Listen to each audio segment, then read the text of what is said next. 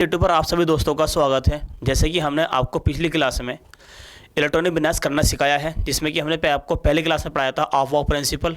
Aufbau principal का निर्माण कैसे हुआ, कैसे अफबाउ प्रिंसिपल बना, कम ऊर्जा वाला ऑर्बिटल और ज़्यादा और ऊर्जा वाला ऑर्बिटल कौन सा होता है, ये देखा गया। तो उसके लिए एक नया रूल्स बनाया गया था। उस रूल्स का नाम है N+L रूल्स। तो यहाँ पर आज जो क्लास होगी वो क्लास कौन सी होगी, N+L रूल्स ही होगी। ठीक है, लिख भी रखा है ऊपर, देखो अफबाउ प्रिंसिपल पढ़ने हैं आज भी। पहले क्लास में भी मैंने आपको अफबाउ प्रिंसिपल पढ़ाया था। परमाणु क्रमांक 1 से लेकर 30 तक के मैंने आपको इलेक्ट्रॉनिक विन्यास कराए थे कि कैसे इलेक्ट्रॉनिक विन्यास होता है। उसके बाद मैंने कहा था कि बताओ ये अफबाउ प्रिंसिपल जो बनकर आया है, इसमें पहले 1s में ही इलेक्ट्रॉन क्यों भर रहे हैं, फिर 2s में इलेक्ट्रॉन क्यों भर रहे हैं, फिर 3s में इलेक्ट्रॉन क्यों भर रहे हैं, क्या क्रम होता है, किस ऑर्बिटल की ऊर्जा ज़्यादा होती है, किस उपकोष की ऊर्जा ज़्यादा होती है, ये सारी बात हमने पहली क्लास में बता दी थी। लेकिन उसको और मॉडिफाई करने के लिए एक रूल्स साइंटिस्ट ने बनाया है। उस रूल्स का नाम है N+L रूल्स। सही है, N+L रूल्स लगा के देखेंगे और करके ये वाला जो N+L जो रूल्स है, इसका अकॉर्डिंग ये जो ग्राफ आपको दिखा दे रहा है, यानी कि ये जो चित्र दिखाई दे रहा है अफबाउ का, ये N+L रूल्स के अकॉर्डिंग ही बनाया गया था। ठीक है, तो अफबाउ प्रिंसिपल दूसरा का आज फिर रिपीट करते हैं। पिछली क्लास में मैंने आपको रिपीट करा था, अब आज फिर रिपीट करते हैं कैसे अफबाउ प्रिंसिपल बना। ठीक है, तो स्टार्ट कर रहे हैं। देखो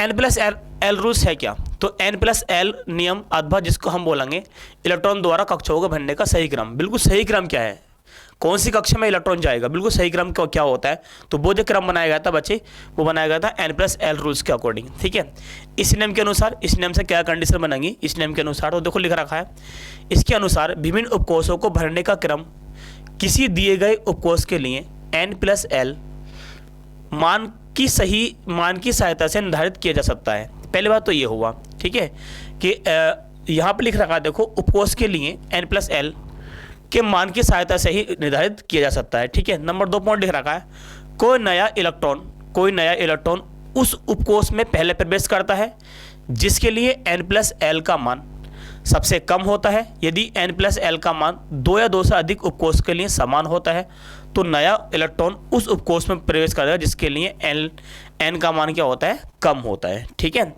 फिर लास्ट में लिख रखा है इलेक्ट्रॉन कम ऊर्जा के उपकोष से उच्च ऊर्जा के उपकोष में प्रवेश करता है। ठीक है, पॉइंट जो समझो, पॉइंट नंबर 2 समझो। दूसरा पॉइंट क्या कह रहा है, देखो यदि कोई नया इलेक्ट्रॉन उस उपकोष में पहले प्रवेश करता है जिसके लिए N+L का मान कम होगा। ठीक है, यदि N+L का मान दोनों कक्षाओं के लिए समान आ रहा है, यदि 2 कक्षाएं होंगी उसमें N+L का मान समान आ रहा है, तो हम इलेक्ट्रॉन उसमें प्रवेश करेंगे जिसमें N का मान क्या होगा, कम होगा। ठीक है, जिसमें N का मान क्या होगा, देखो कम होगा। ठीक है, अब तो देखो करते हैं, कंडीशन देखते हैं।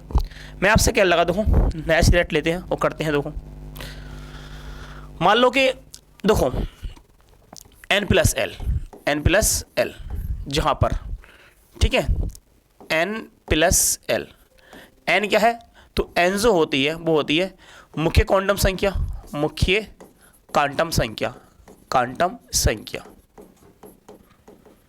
जिसके लिए N का मान 1 भी हो सकता है, 2 भी, 3 भी, 4 भी, 5, 6, 7 और मैं 8 लगा रहा हूँ। ठीक है, N के मान 8 हो सकते हैं, 1, 2, 3, 4, 5, 6, 7, 8।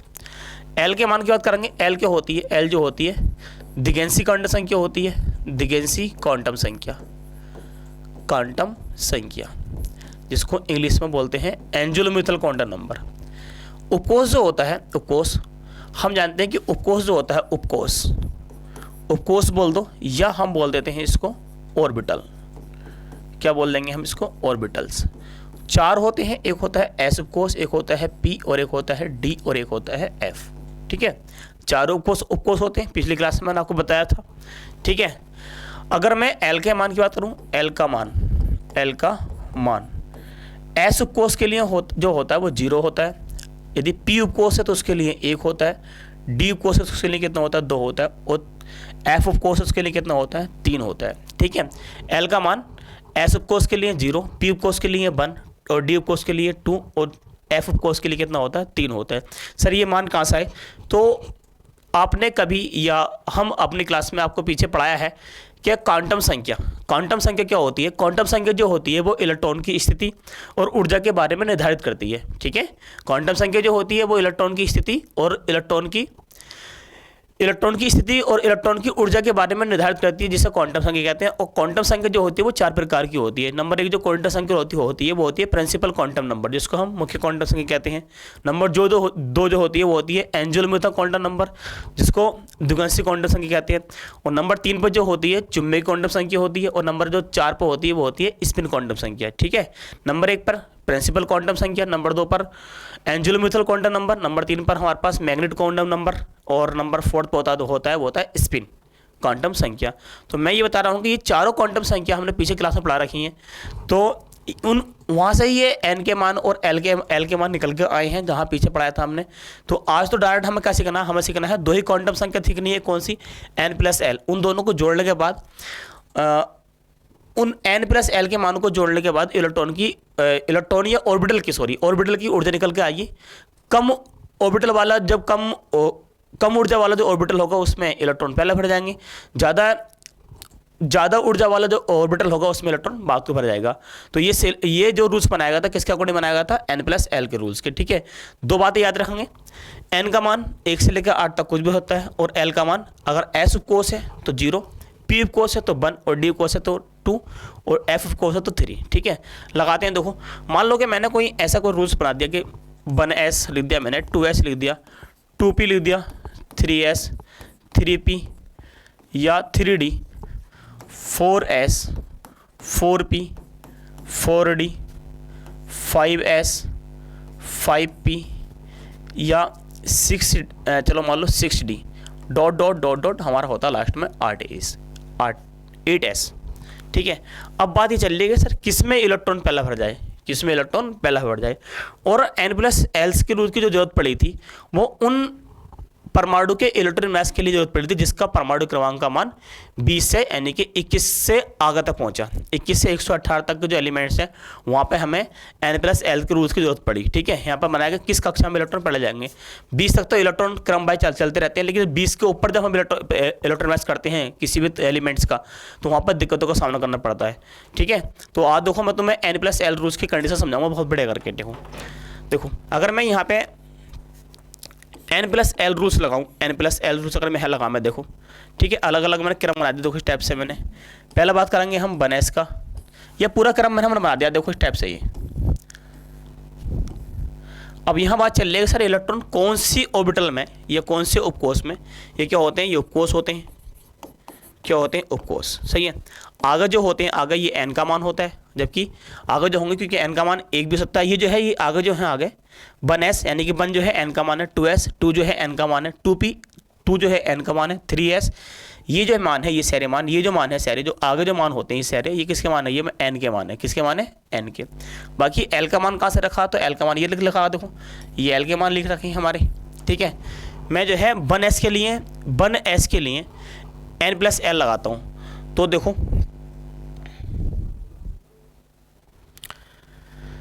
1 प्लस और l का मान s ऑर्बिटल के लिए, n का मान कितना आया 1 और l का मान s ऑर्बिटल के लिए।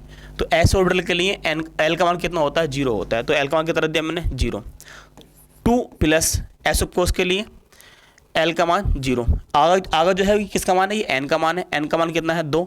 और p उपकोष के लिए l का मान कितना? 1। 3 प्लस s उपकोष के लिए l का मान 0। 3 प्लस p उपकोष के लिए l का मान 1। 3 प्लस d उपकोष के लिए l का मान 2। 4 आगे जो होते हैं किसका मान होते हैं मैंने बता दिया, 2-3 फिर रिपीट कर दिया मैंने। देखो अभी बता रहा हूँ कि आगे जो होते हैं वो n के मान होते हैं। तो n का मान तो लिख रखा है हर जगह खुद ही, हमें ऑर्बिटर के मान उठाने। और s के लिए बताओ, n का मान 4 हो गया तो s के लिए l का मान कितना होता है? 0। 4 प्लस p उपकोष के लिए l का मान होता है 1। 4 प्लस d उपकोष के लिए l का मान होता है 2। 5 प्लस s उपकोष के लिए 0। 5 प्लस p उपकोष के लिए 1। 6 प्लस d उपकोष के लिए 2। इस टाइप से हमने ये कंडीशन कर ली। ठीक है, क्रम बात करेंगे तो हम अगर इनको जोड़ेंगे तो यहाँ पर आ जाएगा 1, यहाँ पर आ जाएगा 2, यहाँ पे 3 और यहाँ पर भी आ जाएगा 3, यहाँ पर आ जाएगा 4, यहाँ पर आ जाएगा 5, यहाँ भी आ जाएगा 4 और यहाँ पर आ जाएगा 5 और यहाँ पे 6, यहाँ पे 5, 6, 7। इस टाइप से हमने मान लिया। अब सर बात ये हो रही है कि इलेक्ट्रॉन कौन से ऑर्बिटल में पहले जाएगा। तो देखो जहाँ पर L प्लस एल का मान, N प्लस एल का मान, जहाँ पर N प्लस एल का मान कम होगा सबसे पहले इलेक्ट्रॉन उसमें जाएगा, क्योंकि उस ऑर्बिटल की ऊर्जा क्या होती है, कम होती है। क्योंकि बताया भी, देखो एनर्जी जो होती है, जो इलेक्ट्रॉन की जो एनर्जी होती है वो N प्लस एल के रूल्स पर निर्भर करती है। सही है, इलेक्ट्रॉन की जो एनर्जी होती है वो N प्लस एल के रूल्स पर डिपेंड करती है, यानी कि एनर्जी जो होती है N प्लस एल रूल्स के समानुपाती होती है। यदि N प्लस एल का रूल्स, N प्लस एल का मान अगर बढ़ेगा तो एनर्जी का मान भी क्या होगा, बढ़ेगा। और अगर N प्लस एल का मान अगर घटेगा तो एनर्जी का मान भी क्या होगा, घटेगा। ठीक है, तो एनर्जी डिपेंड किस पर करती है, N प्लस एल के मान पर। किसकी एनर्जी, ऑर्बिटल, अर्थात ऑर्बिटल के अंदर इलेक्ट्रॉन के ऑर्बिटल की। ठीक है, तो देखो अगर मैं सबसे पहले सबसे कम एनर्जी किसकी है, तो सबसे कम एनर्जी जो है वो है किसकी है, बनेस की है। किसकी है, देखो बनेस की।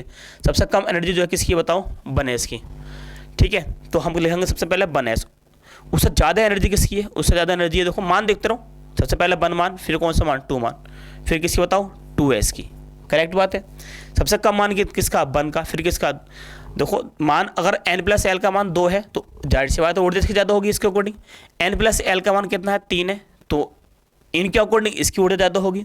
N प्लस एल का मान कितना है, 4 है, तो इनके अकॉर्डिंग इसकी ऊर्जा ज़्यादा होगी। ठीक है, अब मैंने बताया था, देखो पीछे ये लिख रखा है कि N प्लस एल की कंडीशन ये लिख रखा है, कोई नया इलेक्ट्रॉन उस उपकोष में प्रवेश पहला करता है जिसके लिए L प्लस एन का मान सबसे कम होगा। N प्लस एल का मान सबसे कम किस में होगा, जिसमें N प्लस एल का मान सबसे कम होगा, सबसे पहले इलेक्ट्रॉन यहाँ प्रवेश करेगा, फिर क्रम चलता रहेगा। अब जो बनना है ये ऊर्जा का बढ़ता हुआ क्रम लिख रहा है, क्या बनना है बताओ, ये है लिख रहा हूँ मैं, देखो ऊर्जा का बढ़ता क्रम, ऊर्जा का बढ़ता क्रम, बढ़ता क्रम। ठीक है, देखो फिर आगे पॉइंट लिख रखा है, देखो अगर अभी है पे समझो। पहले सबसे पहले देखो 1, तो सबसे कम ऊर्जा पे होगी किस पर, 1s पे होती है, तो 1s लिख दिया। उसके बाद ऊर्जा सब 2 पर पहुंचो, N प्लस एल का मान है कितना आ रहा, 2 आ रहा है, तो उससे ज़्यादा ऊर्जा किस पे होगी, 2s पे होगी। अब ये 2 मान सेम आ गई, देखो अब ये 2 मान कैसे आ गए, सेम आ गए। सर ये 3 रखें पहले, ये 3 रखें पहले, तो इस कंडीशन में जहाँ पर 2 मान समान आते हैं, देखो जहाँ पर 2 मान समान आते हैं, तो वो लिख रखा है यदि N प्लस एल के 2 या 2 से अधिक मान उपकोष के लिए समान हो तो नया इलेक्ट्रॉन उस उपकोष में प्रवेश करता है जिसके लिए N का मान क्या होगा, कम होता है। N का मान क्या होता है, देखो कम होता है। तो देखो यहाँ भी 3 है, यहाँ भी 3 है, दोनों ऑर्बिटल के लिए S का मान, ये दोनों उपकोष के लिए N प्लस एल का मान समान आ रहा है। तो सबसे पहले इलेक्ट्रॉन किसमें भरा जाएगा, जहाँ पर N का मान क्या होगा, कम होगा। तो N का मान जो कम जो है वो यहाँ पर है। ठीक है, तो इसलिए इससे पहले यानी कि इस ऊर्जा क्या होगी, ज़्यादा होगी, इस ऊर्जा क्या होगी तो कम होगी, क्योंकि इस जगह N का मान कैसा है, समान है, जबकि दोनों ऊर्जा कैसे दिखा दे रही है, समान दिखा दे रही है। दोनों की ऊर्जा कैसी दिखा दे रही है, समान हो दिखा दे रही है। देखो कंडीशन ये है, मैंने बताया है कि दोनों की ऊर्जा अगर किसी भी 2 उपकोष के लिए N प्लस एल का मान समान आ रहा है तो हम सबसे कम ऊर्जा जो होगी वो उसकी होगी जिसमें N का मान क्या होगा, कम होगा। इसमें दोनों ऊर्जा का मान कैसा आ रहा है, समान हो रहा है, लेकिन हमें सबसे पहले कौन सा रखना है, हमें रखना है 2s, क्योंकि इसमें N का मान है कितना, 3s। N का मान यहाँ पे कितना है, 3, जबकि N का मान यहाँ कितना है, 2। तो सबसे पहले हम रखना पड़ेगा 2p, उसके बाद 3s, फिर 2 मान समान आ गए। देखो ये भी 4th है और ये भी 4th है, दोनों ऊर्जा का मान कैसा है, समान, यानी कि दोनों N प्लस एल का मान कैसा, समान है। तो देखो कहाँ पर N का मान कम है, यहाँ पर 3 है N का मान, यहाँ पे कितना है, 4 है, तो सबसे पहले क्या रहेगा, 3p रखा जाएगा। क्या रहेगा, 3p। सही है, उसके बाद 4s, क्या रहेगा, 4s, फिर यहाँ भी 5 है और यहाँ भी 5 है और यहाँ भी 5 है। 3 कक्षाओं का मान कैसा होता है हमारे पास, समान है। तीन उपकोष का मान कैसा है, समान है। तो सबसे पहले कौन सा उपकोष रखा जाएगा, तो सबसे पहले रखेगा ये उपकोष, क्योंकि यहाँ पे N का मान क्या है, देखो N का मान कितना, 3, यहाँ पे N का मान कितना, 4, और यहाँ पे N का मान कितना है, 5। सबसे पहले क्या रहेगा, 3D, क्या रहेगा, 3D। उसके बाद देखो फिर रखा जाएगा हमारे पास 4p, फिर रखा जाएगा हमारे पास 5s।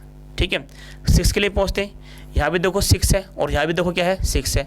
सबसे पहले यहाँ पे N का मान कितना, 4, और यहाँ पे N का मान कितना है, 5। किसके लिए बात कर रहे हैं, 6 के लिए।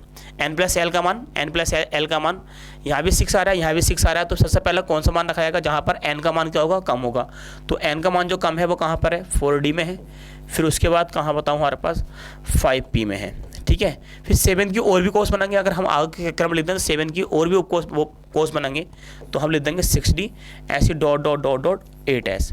तो इस क्रम इसके अकॉर्डिंग, इस रूल्स के अकॉर्डिंग ही ऑफ वाव का रूल्स क्या होता बना था, ठीक है। ऑफ वाव रूल्स की अगर हम बात करेंगे, देखो ऑफ वाव रूल्स की अगर हम बात करें, अगर मैं ऑफ वाव रूल्स की अगर बात करूंगा,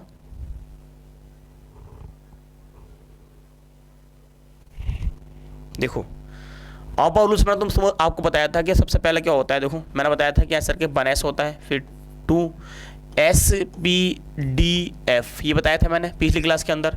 मैंने बताया था पूरा क्रम जो रखो वो 8 तक संख्या रखो, यानी कि 8 आवर्त बनाओ, 1 2 3 4 5 6 7 8। फिर पी पर अगर हम पहुँचेंगे तो एक अंक छोड़ देंगे ऊपर से, एक अंक छोड़ देंगे नीचे से, तो 2 3 4 5 6 7। डी के लिए एक अंक छोड़ देंगे ऊपर से, एक अंक छोड़ देंगे नीचे से, 3 4 5 6। एफ के लिए एक छोड़ देंगे ऊपर से, एक छोड़ देंगे नीचे से, तो आ जाएगा 4 5, ठीक है। कितना आ जाएगा 4 5, ठीक है। ये जो है ये एस उप कोस है, देखो ये कौन सा कोस है, एस उप कोस। और ये कोस कौन सा है, ये पी उप कोस वाले सारे बॉक्स बन जाए, पी उप कोस वाली कंडीशन आ जाएगी। ये क्या हमारे पास डी वाला आ जाएगा, डी के सामने डी लिखो, एफ के सामने एफ लिखो और पी के सामने पी लिखो, ठीक है। 5 लिख रखा है, ठीक है। फिर हमने जो है क्या करा था, इसके बाद कंडीशन बताई थी, वो स्टेप्स बताई थी कि काट दो, 2 बार काटो 2 अंकों को, 2 बार ही काटो 2 अंकों को, 2 बार ही काटो 3 अंकों को, 2 बार ही काटो 4 अंकों को, ऐसा बताया था मैंने। फिर मैंने कहा था कि स्टेप्स जो है आप एरो का निशान लगा दो कि ऊर्जा का बढ़ते क्रम। फिर मैंने कहा कि इसको इससे मिला दो, कहा था मैंने इससे इसको मिला दो। तो ये जो ऑफ वाव का रूल्स बनकर तैयार हुआ था, ये जो ऑफ वाव का रूल्स बनकर तैयार हुआ था वो किसके अकॉर्डिंग हुआ था, वो हुआ था n+l के रूल्स के अकॉर्डिंग। यानी किस ऑर्बिटर का मान ज़्यादा होगा, किस ऑर्बिटल में एनर्जी का मान ज़्यादा होगा, वो कहाँ से निकाला हमने निकाला था n+l के मान से। और n+l क्या है, n+n जो है वो क्वांटम संख्या है। क्वांटम संख्या क्या होती है, जो इलेक्ट्रॉन की स्थिति में ऊर्जा के बारे में दर्शाती है, ठीक है। तो n क्या है, मुख्य क्वांटम संख्या, और L क्या है, द्विगंशी क्वांटम संख्या, ठीक है। इस कंडीशन से आया था। इसके बाद हमने क्या करा थे, हमने करे थे इलेक्ट्रॉन मैच। जैसे कि सपोज करो कि मैं इलेक्ट्रॉन मैच कर रहा हूँ किसका, निकिल का। किससे कर रहा हूँ, निकिल का। हाँ पता है कि S के ऊपर मैक्सिमम इलेक्ट्रॉन 2 बढ़ते हैं, P के ऊपर मैक्सिमम इलेक्ट्रॉन 6 और D के ऊपर 10 और F के ऊपर कितना 14, जिसको हम बोलते हैं S2P6D10 और F कितना 14, इस टाइप से हम बोलते हैं, ठीक है। S2P6D10 और F14 इस टाइप से हम बोलते हैं। अब मैं कल लगा बताऊँ निकिल का इलेक्ट्रॉन मैच करके दिखाओ, किसका, निकिल का। सबसे पहले किस में जाएंगे, 1S पे जाएंगे, तो 1S, S पे कितने भर देंगे 2, फिर किस पे जाएंगे, देखो 2S, S पे कितने भर देंगे 2, फिर किस जाएंगे 2P, P पे कितने भर देंगे 6, फिर जाएंगे 3S पे कितने भर देंगे 2, फिर जाएंगे 3P पे कितने भर देंगे 6, फिर 4S2, फिर 3D8, 3D कितना 8। इस टाइप से मैं इलेक्ट्रॉन मैच भर देते हैं। पिछली क्लास में आपको सबको समझा दिया था, पिछली क्लास में मैंने आपको सबको समझाया था बहुत बड़े करके, 1 से 30 तक के इलेक्ट्रॉन मैच कैसा होते हैं मैंने पिछली क्लास में आपको बहुत समझाया था। लेकिन आज भी हम 4 से 5 इलेक्ट्रॉन मैच करके देखेंगे, जिससे कि n+l का रूल्स समझ में आवे, ठीक है। सबसे पहले देखो 1S, फिर 2S, फिर 2P, फिर 3S, फिर 3P, फिर 4S। देखो कहते नहीं कि बताओ कक्ष से 3D से पहले 4S क्यों भरा, 3D से पहले 4S क्यों भरा, क्योंकि n+l का मान यहाँ पे कितना है 4 है, जबकि यहाँ पे n+l का मान कितना है 5 है। तो इसलिए 4S क्या होता है, पहला भरा जाता है, इसलिए 3D बाद को भरा जाता है, ठीक है। देखो अगर मैं इलेक्ट्रॉन मैच करूँगा, चलो मान लो मैं इलेक्ट्रॉन मैच कर रहा हूँ Br का। Br क्या होता है, ब्रोमीन, जिसका परमाणु क्रमांक कितना होता है 35 होता है, ठीक है। करेंगे हम तो देखो 1S2 और 2S2, 2P6, 3S2, 3P6 और 3P6 के बाद देखो 3P6 के बाद क्या आएगा 4S, 3P, फिर आएगा हमारे पास 4S2, 3D10, यहाँ तक हो गया हमारे पास 30, 2 4 10 12 18 20 30। फिर हम जब 3D पे आ जाएंगे हम आ जाएगा 4P, और 35 है इसमें, यहाँ तक कितना गया 30, 35 है कितना कर दो 5 कर दो, कितना कर दो 5 कर दो। इसी के अकॉर्डिंग तो n+l के रूल्स के अकॉर्डिंग जो रूल्स बनाया था ऑफ वाव का, इसके अकॉर्डिंग तो क्रम बाई जो क्रम आता है, जैसे सर क्रम जो आगे देखो पहले यहाँ पे 1 चल रहा है, फिर 2 चल रहा है, फिर 3 चल गया, 3 के बाद 4 चल गया, फिर 3 चल गया, फिर 4 चल गया। तो कंडीशन जो होती है वो n+l रूल्स के अकॉर्डिंग निकल कर आती है कि कौन से कक्ष में इलेक्ट्रॉन पहले भरा जाएगा,